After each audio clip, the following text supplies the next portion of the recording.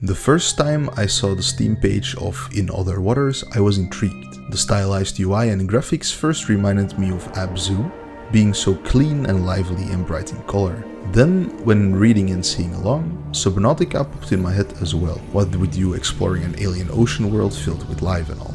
Wow, the water do be wet though. Now, to my personal semi-disappointment, the game never gets as beautiful as Abzu, visually at least.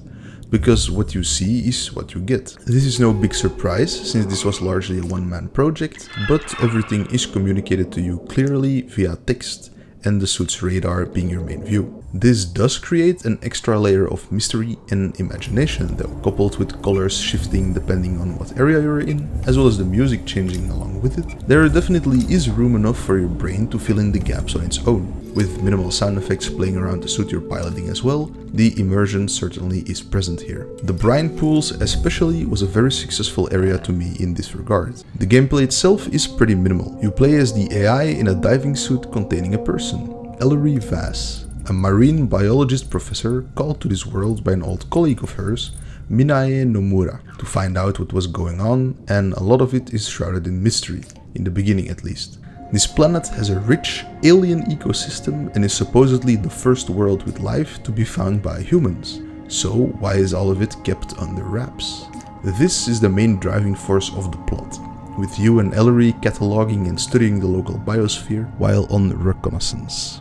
Gameplay-wise, this translates to you scanning for features, observations, lifeforms and sample sites, marking those you want to go to, while scanning the local lifeforms to get a better understanding of the biosphere. This sounds cool, but in-game boils down to pressing a button to scan, clicking on something you want to scan in more depth, and clicking another button to go to a location. All of this is pretty straightforward and could be classified as boring even. Extra gameplay does get added down the line though. You both have a power and an oxygen capacity, and while oxygen gets rebreathed, meaning you effectively don't lose any of it in most areas, power gets used up by moving to different nodes. This resource management is straightforward, and usually you don't run out of power by just traveling around, so there's no real fail state to be found here. Later down the road, or later down the stream rather, hazards do present themselves. Areas that drain your oxygen, you having to use oxygen or power to pass through certain obstacles, lifeforms blocking your path, you needing to pick up samples of different species to try and control those passageways, though there's almost always a sample spot in your hazard that calls for one. You can also consume those samples for oxygen and power regeneration, or just keep them with you until you return to base to analyze them and gain more of an insight in the species related to those samples, culminating in an actual sketch of the creature by Ellery and some theories and behavior notes she takes. Following in the footsteps of Minae, trying to track her down, and a bit further down the line, you do find yourself in more gloomy and deeper areas. Exploring these areas is a treat, and spotting a new type of creature at the periphery of your radar vision always excited me to find out more about it. At the end of each area you explore, there's usually some dialogue, well, more like a monologue from Ellery, since you don't really have the ability to talk back. An amazing detail here is that sometimes, when the music plays during those specific segments, you clicking the button to make the dialogue go by faster actually plays the next note in the music. This is an amazing little detail I just had to share because I really liked it. There's also always the option to fast travel back to the base, so there's no mandatory backtracking through the toxic green hellhole to get back home. I haven't encountered a lot of bugs, but the ones I did encounter required a restart to fix. The game does seem to autosave almost constantly though, so no progress was lost, thankfully. When arriving back at the base, you automatically progress the story, with Ellery sharing her latest findings with you after you woke up after the few hours of sleep you need when you return from a dive. And then she usually mentions where to go next. Then you have to pick at what spot you want to re-enter the ocean from the dive map.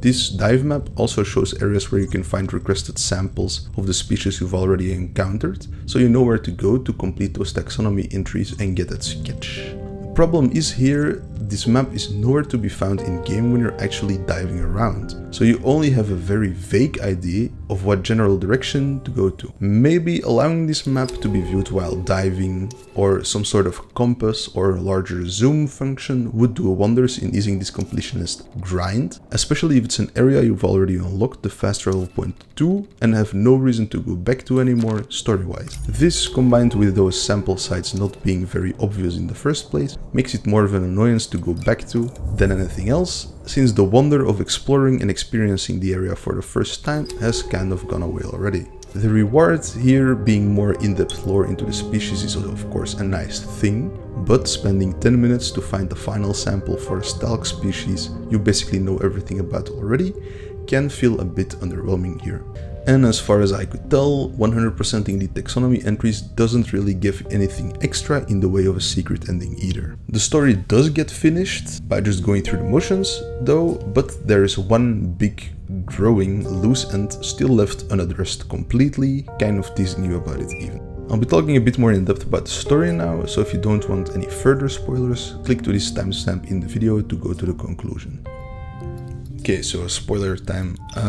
The story beats here are quite classic. Human greed is the main antagonist here, with you finding lost ruins all over the place. First Minae's base and the way station she built, then a giant underwater archaeology complex filled with science experiments and dead people. Life on this world is or was very special. Special meaning profitable, and profitable meaning experiments. So experiments began here and eventually failed as well.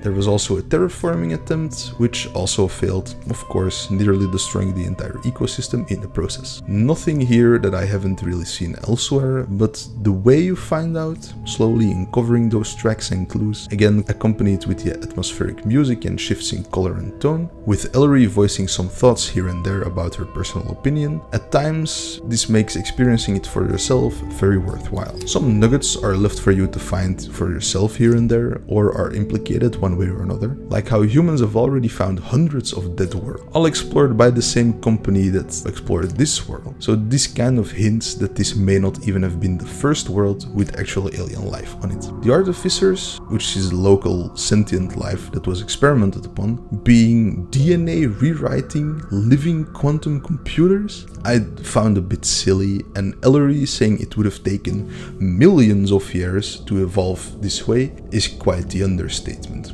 Still, the ending was more grandiose than I expected, and Minae blooming open in the med bay trying to communicate through the system itself was admittedly a nice tease, though I was pretty sad that Ellery never commented on it herself, especially because it makes sense, with you being an artificer AI basically, and Ellery knowing this. So, I mean, maybe it's a bit of an oversight, but it was an oversight I definitely noticed, I'll put it that way. So in general, I definitely would recommend this game at full price, especially if you're keen on stories like this. It won't be the same feast for your eyes as Abzu was, but the experiencing of the story and the atmosphere through descriptions, music and the unique presentation of the UI do make up for it, in my mind at least. I hope you enjoyed this video, and I also hope to see you in the next one. Thanks for watching and goodbye.